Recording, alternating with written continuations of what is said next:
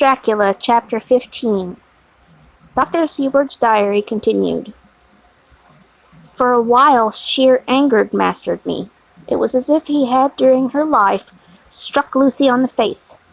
I smote the table hard and rose up as I said to him, "Dr. Van Helsing, are you mad?" He raised his head and looked at me, and somehow the tenderness of his face calmed me at once. "Would I were," he said. "Madness were easy to bear compared to truth like this. Oh, my friend, why, think you, do I go so far round?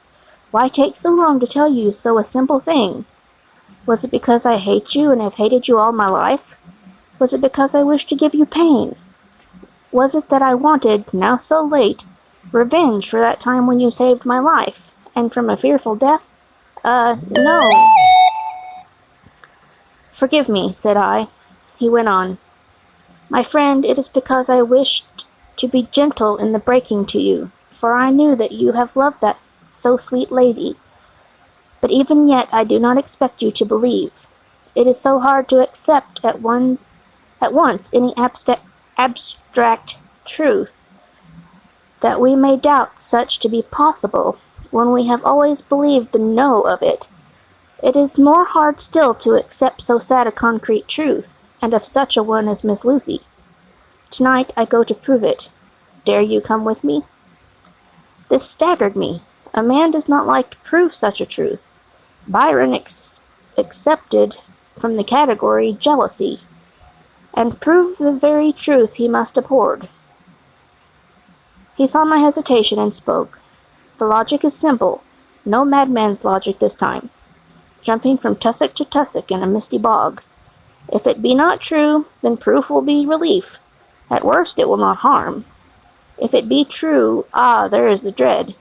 Yet very dread should help my cause, for in it is some need of belief. Come, I tell you what I propose. First, that we go off now and see that child in the hospital. Dr. Vincent of the North Hospital, where the papers say the child is a friend of mine, and I think of yours since you were in class at Amsterdam. He will let 2 scientists see his case, if he will not let 2 friends. We shall tell him nothing, but only that we wish to learn. And then, he took a key from his pocket and held it up. And then we spend the night, you and I, in the churchyard where Lucy lies. This is the key that locked the tomb. I had it from the coffin man to give Arthur. My heart sank within me, for I felt that there was some fearful ordeal before us. I could do nothing, however, so I plucked up what heart I could, and said that we had better hasten, as the afternoon was passing. We found the child awake. It had had sleep and taken some food, and altogether was going on well. Dr. Vincent took the bandage from its throat, and showed us the punctures. There was no mistaking the similarity to those which had been on Lucy's throat. They were smaller, and the edges looked fresher. That was all. We asked Vincent to what he attributed them, and he replied that it must have been a bite of some animal, perhaps a rat, but for his own part he was inclined to think that it was one of the bats which are so numerous on the northern heights of London. Out of so many harmless ones, he said, there may be some wild specimen from the south, of a more malignant species. Some sailor may have brought one home, and it managed to escape, or even from the zoological gardens a young one may have got loose, or one be bred there from a vampire. These things do occur, you know. Only 10 days ago a wolf got out, and was, I believe, traced up in this direction. From a week after, the children were playing nothing but Red Riding Hood on the heath, and in every alley in the place until this Bloofer lady's scare came along. Since when has it been quite a gala time with them? Even this poor little mite, when he woke up today, asked the nurse if he might go away.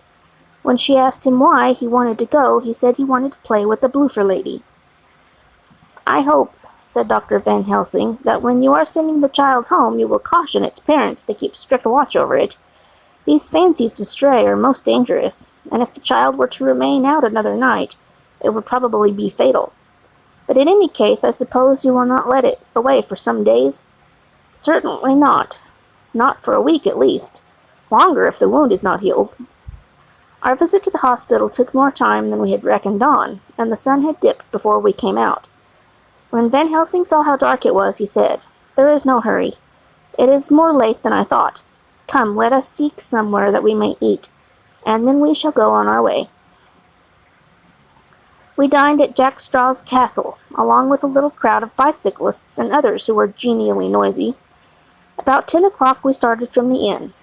It was then very dark, and the scattered lamps made the darkness greater when we were once outside their individual radius. The professor had evidently noted the road we were to go, for he went on unhesitatingly, but as for me, I was in quite a mix-up as to locality. As we went further, we met fewer and fewer people, till at last we were somewhat surprised when we met even the patrol of a horse police going their usual suburban round. At last we reached the wall of the churchyard, which we climbed over, with some difficulty, for it was very dark, and the whole place seemed so strange to us. We found the Westerna tomb. The professor took the key, opened the creaky door, and standing back politely but quite unconsciously motioned me to precede him. There was a delicious irony in the offer, and the courtliness of giving preference on such a ghastly occasion. My companion followed me quickly, and cautiously drew the door to, after carefully ascertaining that the lock was a falling and not a spring one. In the latter case, we should have been in a bad plight. Then he, fumbling in his bag, and taking out a matchbox and a piece of candle, proceeded to make a light. The tomb in the daytime, and when wreathed with fresh flowers, had looked grim and gruesome enough, but now, some days afterwards, when the flowers hung lank and dead, their whites turning to rust, and their greens to browns, when the spider and the beetle had resumed their accustomed dominance, when time-discolored stone, and dust-encrusted mortar, and rusty, dank iron, and tarnished brass, and clouded silver plating gave back the feebler glimmer of a candle, the effect was more miserable and sordid than could have been imagined.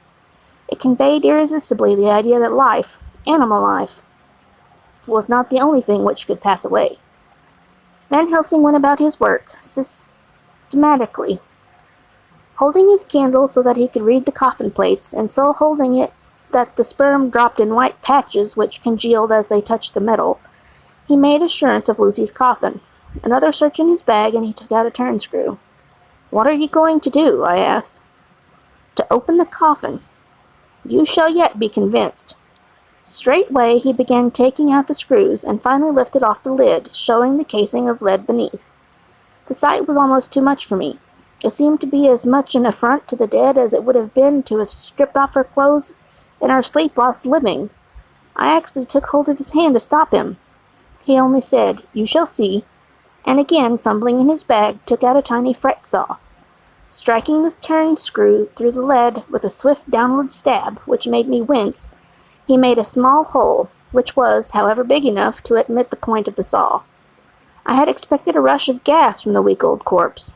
We doctors, who have had to study our dangers, have to become accustomed to such things, and I drew back toward the door. But the professor never stopped for a moment. He sawed down a couple of feet along one side of the lead coffin, and then across down the other side, taking the edge of the loose flange. He bent it back toward the foot of the coffin, and holding up the candle into an aperture, motioned to me to look. I drew near and looked. The coffin was empty. It was certainly a surprise to me, and gave me a considerable shock, but Van Helsing was unmoved. He was now more sure than ever of his ground, and so emboldened to proceed in his task. "Are you satisfied now, friend John?" he asked. I felt all the dogged argumentativeness of my nature awake within me as I answered him. "I am satisfied that Lucy's body is not in that coffin, but that only proves one thing." "And what is that, friend John?" "That it is not there." "That is good logic," he said, "so far as it goes, but how can you account for it not being there?" "Perhaps a body snatcher," I suggested. "Some of the undertaker's people may have stolen it." I felt that I was speaking folly, and yet it was the only real cause which I could suggest. The professor sighed. "Ah, well," he said, "we must have more proof. Come with me." He put on the coffin lid again, gathered up all his things and placed them in the bag, blew out the light and placed the candle also in the bag. We opened the door and went out. Behind us, he closed the door and locked it. He handed me the key, saying, "Will you keep it? You had better be assured." I laughed. It was not a very cheerful laugh, I am bound to say, as I motioned him to keep it. "A key is nothing," I said. "There may be duplicates, and anyhow it is not difficult to pick a lock of that kind." He said nothing, but put the key in his pocket. Then he told me to watch at one side of the churchyard, whilst he would watch at the other. I took up my place behind a yew tree, and saw his dark figure move until the intervening headstones and trees hid it from my sight. It was a lonely vigil. Just after I had taken my place, I heard the distant clock strike 12, and in time came 1 and 2. I was chilled and unnerved, and angry with the professor for taking me on such an errand, and with myself for coming. I was too cold and too sleepy to be keenly observant, and not sleepy enough to betray my trust, so altogether I had a dreary, miserable time. Suddenly, as I turned around, I thought I saw something like a white streak moving between 2 dark yew trees, at the side of the churchyard farthest from the tomb. At the same time, a dark mass moved from the professor's side of the ground, and hurriedly went toward it. Then I too moved, but I had to go round the headstones and railed off tombs. I stumbled over graves. The sky was overcast, and somewhere far off an early cock crew. A little way off, beyond a line of scattered juniper trees, which marked the pathway to the church, a white dim figure flitted in the direction of the tomb. The tomb itself was hidden by trees, and I could not see where the figure disappeared. I heard the rustle of actual movement where I had first seen the white figure, and coming over found the professor holding in his arms a tiny child. When he saw me, he held it out to me, and said, "Are you satisfied now?" "No," I said in a way that I felt was aggressive. "Do you not see the child?" "Yes, it is a child, but who brought it here, and is it wounded?"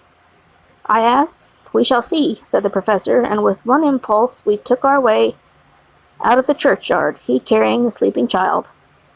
When we had gone some little distance away, we put into a clump of trees, and struck a match, and looked at the child's throat. It was without a scratch or scar of any kind. "Was I right?" I asked triumphantly. "We were just in time," said the professor thankfully. We had now to decide what we were to do with the child, and so consulted about it. If we were to take it to the police station, we should have to give some account of our movement during the night. At least, we should have to made some statement to how we came to find the child. So finally we decided that we would take it to Heath, and when we heard a policeman coming, would leave it where he could not fail to find it. We would then seek our way home as quickly as we could. All fell out well. At the edge of Hampstead Heath, we heard a policeman's heavy tramp, and laying the child on the pathway, we waited, and watched until we saw it as he flashed his lantern to and fro. We heard his exclamation of astonishment, and then we went away silently. By good chance we got a cab near the Spaniards, and drove to town. I cannot sleep, so I make this entry, but I must try to get a few hours' sleep, as Van Helsing is to call for me at noon. He insists that I go with him on another expedition. 27th September. It was 2 o'clock before we found a suitable opportunity for our attempt. The funeral held at noon was all completed, and the last stragglers of the mourners had taken themselves lazily away, when, looking carefully from behind a clump of alder trees, we saw the sexton lock the gate after him. We knew then that we were safe till morning, did we desire it, but the professor told me that we should not want more than an hour at most.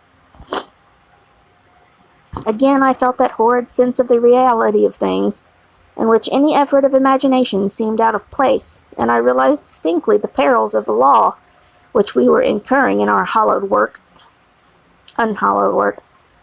Besides, I felt it was all so useless, outrageous as it was to open a leaden coffin, to see if a woman dead nearly a week were really dead. It now seemed the height of folly to open the tomb again when we knew from the evidence of our own eyesight that the coffin was empty. I shrugged my shoulders, however, and rested silent, for Van Helsing had a way of going on his own road, no matter who demonstrated. He took the key, opened the vault, and again courteously motioned me to proceed. The place was not so gruesome as last night, but oh, how unutterably mean-looking was the sunshine streamed in. Van Helsing walked over to Lucy's coffin, and I followed.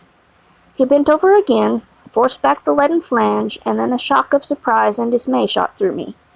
There lay Lucy, seemingly just as we had seen her the night before her funeral. She was, if possible, more radiantly beautiful than ever, and I could not believe that she was dead. The lips were red, nay, redder than before, and on the cheeks was a delicate bloom. "Is this a juggle?" I said to him. "Are you convinced now?" said the professor in response, and as he spoke, he put over his hand, and in a way that made me shudder, pulled back the dead lips and showed the white teeth. "See," he went on. "See, they are even sharper than before, with this and this," and he touched one of the canine teeth. "And that below it. The little children can be bitten. Are you of belief now, friend John?" Once more argumentative hostility woke within me. I could not accept such an overwhelming idea as he suggested, so with an attempt to argue, of which I was even at the moment ashamed, I said, "She may have been placed here since last night." "Indeed?" "That is so, and by whom?" "I do not know. Someone has done it." "And yet she has been dead 1 week. Most people in that time would not look so." I had no answer for this, so was silent.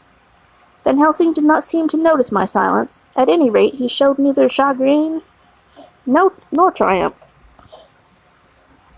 He was looking intently at the face of the dead woman, raising the eyelids and looking at the eyes, and once more opening the lips and examining the teeth. Then he turned to me and said, "Here, there is one thing which different from all recorded. Here is some dual life that is not as the common. She was bitten by the vampire when she was in a trance, sleepwalking. Oh, you start, do you not? You do not know that, friend John, but you shall know it later. And in trance could he best come to take more blood. In trance she died, and in trance she is undead, too. So it is that she differ from all other. Usually when the undead sleep at home." As he spoke, he made a comprehensive sweep of his arm to designate what to a vampire was home. "Their faces show what they are, but this, so sweet that was when she was not undead, she go back to the nothings of the common dead. There is no malign here, see, and it is to make hard that I must kill her in her sleep." This turned my blood cold, and it began to dawn upon me that I was accepting Van Helsing's theories. But if she were really dead, what was there of terror in the idea of killing her?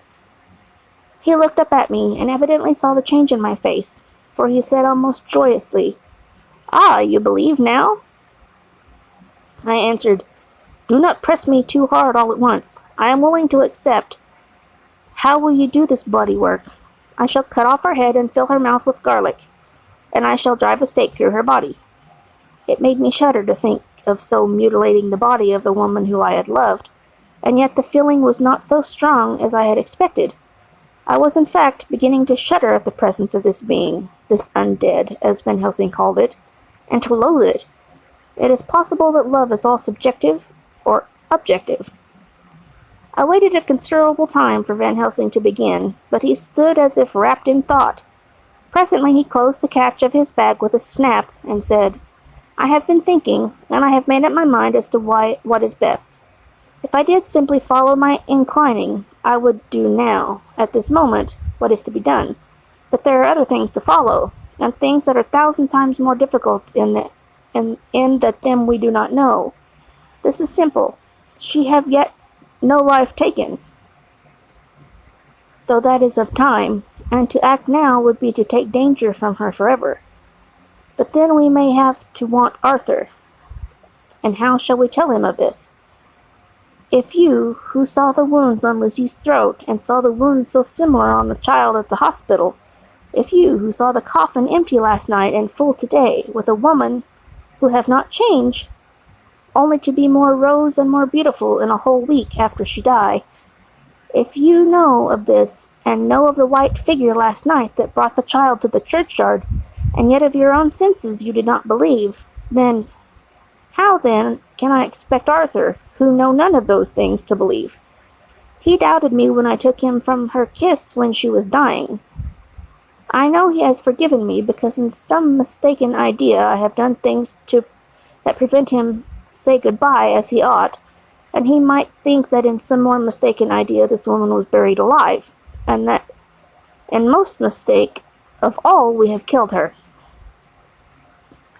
He will then argue back that it is we mistaken ones that have killed her by our ideas, and so he will be much unhappy always. Yet he never can be sure, and that is the worst of all, and he will sometimes think that she he loved was buried alive, and that will paint his dreams with horrors of what she must have suffered.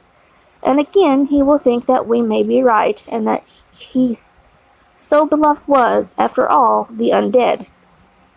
No, I told him once, and since then I learned much. Now since I know it is all true, 100,000 times more do I know that he must pass through the bitter waters to reach the sweet. He, poor fellow, must have 1 hour that will make the very face of heaven grow black to him. Then we can act for good all round and send him peace. My mind is made up. Let us go. You return home for tonight to your asylum, and see that all be well. As for me, I shall spend the night here in this churchyard, in my own way. Tomorrow night you will come to me to the Berkeley Hotel at 10 of the clock. I shall send for Arthur to come too, and also that so fine young man of America that gave his blood. Later we shall all have work to do. I come with you so far as Piccadilly, and there dine, for I must be back here before the sunset. So we locked the tomb and came away, and got over the wall of the churchyard, which was not much of a task, and drove back to Piccadilly. Note left by Van Helsing in his portmanteau, Berkeley Hotel, directed to John Seward, M.D. Not delivered. 27th September. Friend John, I write this in case anything should happen. I go alone to watch in that churchyard. It pleases me that the undead Miss Lucy shall not leave tonight, that so on the morrow night she may be more eager. Therefore I shall fix something she like not, garlic and a crucifix, and so seal up the door of the tomb. She is young as undead, and will heed. Moreover, these are only to prevent her coming out. They may not prevail on her wanting to get in, for then the undead is desperate, and must find the line of least resistance, whatsoever it may be. I shall be at hand all the night from sunset till after sunrise, and if there be aught that might be learned, I shall learn it. For Miss Lucy or from her, I have no fear, but that other to whom is there that she is undead, we have now the power to seek her tomb and find shelter. He is cunning, as I know from Mr. Jonathan, and from the way that all along he have fooled us, when he played with us for Miss Lucy's life, and we lost. And in many ways the undead are strong. He always have the strength in his hand of 20 men. Even we 4 who gave our strength to Miss Lucy, it also is all to him.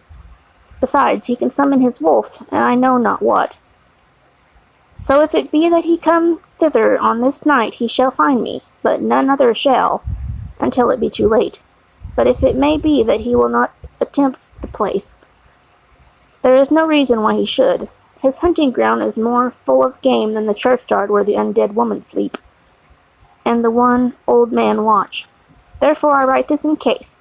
Take the papers that are with this, the diaries of Harker and the rest, and read them, and then find this great undead, and cut off his head, and burn his heart, or drive a stake through it, so that the world may rest from him. If it be so, farewell. Van Helsing. Dr. Seward's Diary, 28th September. It is wonderful what a good night's sleep will do for one. Yesterday I was almost willing to accept Van Helsing's monstrous ideas, but now they seem to start out lurid before me as outrage on common sense. I have no doubt that he believes it all. I wonder if in his mind can have become in any way unhinged. Surely there must be some rational explanation of all these mysterious things. Is it possible that the professor have done it himself? He is so abnormally clever that if he went off his head, he would carry out his intent with regard to some fixed idea in a wonderful way. I am loath to think of it, and indeed, it would almost be a marvel as the other to find that Van Helsing was mad. But anyhow, I shall watch him carefully. I may get some light on the mystery. 29th September morning. Last night, at a little before 10 o'clock, Arthur and Quincy came into Van Helsing's room. He told us all what he wanted us to do, but especially addressing himself to Arthur, as if all our wills were centered in his. He began by saying that he hoped we would all come with him too, for, he said, there is a grave duty to be done there. You were doubtless surprised at my letter. This query was directly addressed to Lord Godalming. I was. It rather upset me for a bit. There has been so much trouble around my house of late that I could do without any more. I have been curious, too, as to what you mean. Quincy and I talked it over, but the more we talked, the more puzzled we got. To now I can say for myself that I'm about up a tree as to any meaning about anything. Me too, said Quincy Morris, laconically. Oh, said the professor, then you are nearer the beginning, both of you, than the friend John here, who has to go a long way back before he can even get so far as to begin. It was evident that he recognized my return to my old doubting frame of mind without my saying a word. Then, turning to the other two, he said with intense gravidity, I want your permission to do what I think good this night. It is, I know, much to ask, and when you know what it is I propose to do, you will... What? And when you know what it is I propose to do, you will know, and only then, how much. Therefore, may I ask that you promise me in the dark, so that afterwards, though you may be angry with me for a time, I must not disguise from myself, the possibility that such may be. You should not blame yourselves for anything. That's frank, anyhow, broke in Quincy. I'll answer for the professor. I don't quite see his drift, but I swear he's honest, and that's good enough for me. I thank you, sir, said Van Helsing proudly. I have done myself the honor of counting you one trusting friend, and such endorsement is dear to me. He held out a hand which Quincy took. Then Arthur spoke out.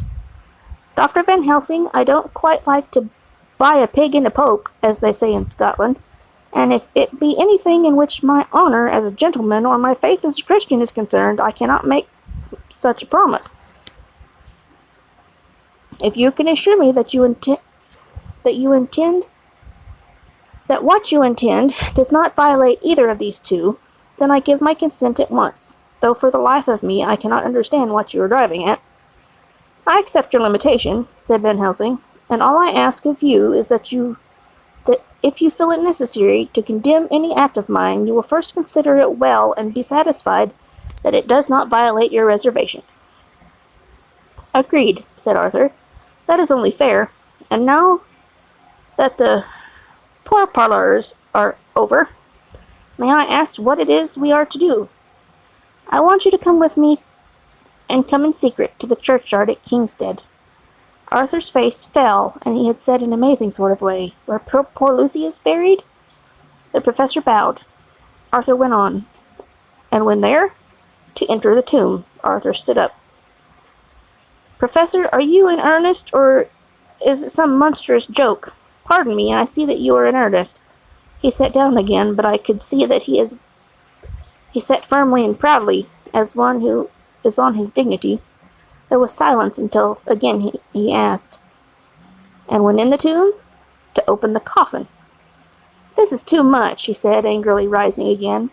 I am willing to be patient in all things that are reasonable, but in this desecration of the grave of one who... He fairly choked with indignation. The professor looked pityingly at him. If I could spare you one pang, my poor friend, he said, God knows I would. But this night our feet must tread in thorny paths, or later and forever the feet you love must walk in paths of flame. Arthur looked up with set white face and said, Take care, sir, take care. Would it not be well to hear what I have to say? Van Helsing said. And then you will at least know the limit of my purpose. Shall I go on? That's fair enough, broke in Morris. After a pause, Van Helsing went on, evidently with effort. Miss Lucy is dead. Is it not so? Yes. Then there can be no wrong to her. But if she be not dead... Arthur jumped to his feet. Good God, he cried. What do you mean? Has there been any mistake? Has she been buried alive? He groaned in anguish, and not even hope could soften. I did not say she was alive, my child. I did not think it. I go no further than to say that she might be undead. Undead? Not alive? What do you mean? Is this all a nightmare, or what is it? There are mysteries which men can only guess at, which age by age they may solve only in part. Believe me, we are now on the verge of one. I have not done. May I cut off the head of dead Miss Lucy? Heavens and earth, no! Cried Arthur in a storm of passion. Not for the wide world will I consent to any Not for the wide world would I consent to any mutilation of her dead body. Dr. Van Helsing, you try me too far. What have I done to you that you should torture me so? What did that poor sweet girl do to you? Should want to cast such dishonor on her grave. Are you mad that speak such things, or am I mad to listen to them? Don't dare to think more of such a desecration. I shall not give you my consent to anything you do. I have a duty to do in protecting her grave from outrage, and by God I shall do it. Van Helsing rose up from where he had all the time been seated, and said gravely and sternly, My Lord Godalming, I too have a duty to do, a duty to others, a duty to you, a duty to the dead, and by God I shall do it. All I ask you now is that you come with me, that you look and listen, and if when later I make the same request, and you do not be more eager for its fulfillment than I am, then I shall do my duty, whatever it may seem to be. And then, to follow of your lordship's wishes, I shall hold myself at your disposal to render an account to you, when and where you will. His voice broke a little, and he went on with voice full of pity. But I beseech you, do not go forth in anger with me.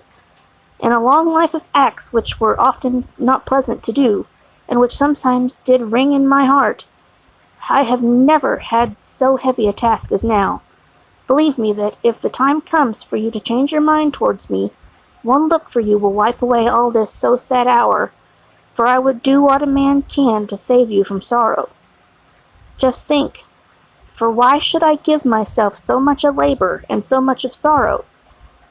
I have come here from my own land to do what I can of good, at the first, to please my friend John, and then to help a sweet young lady, whom, too, I came to love. For her I am ashamed to say so much, but I say it in kindness. I gave what you gave, the blood of my veins. I gave it. I, who was not, like you, her lover, but only her physician and her friend. I gave to her my nights and days, before death, after death, and if my death can do her good even now, when she is undead, she shall have it freely. He said this with very grave, sweet pride, and Arthur was much affected by it. He took the old man's hand and said in a broken voice, Oh, it is hard to think of it, and I cannot understand, but at least I shall go with you and wait.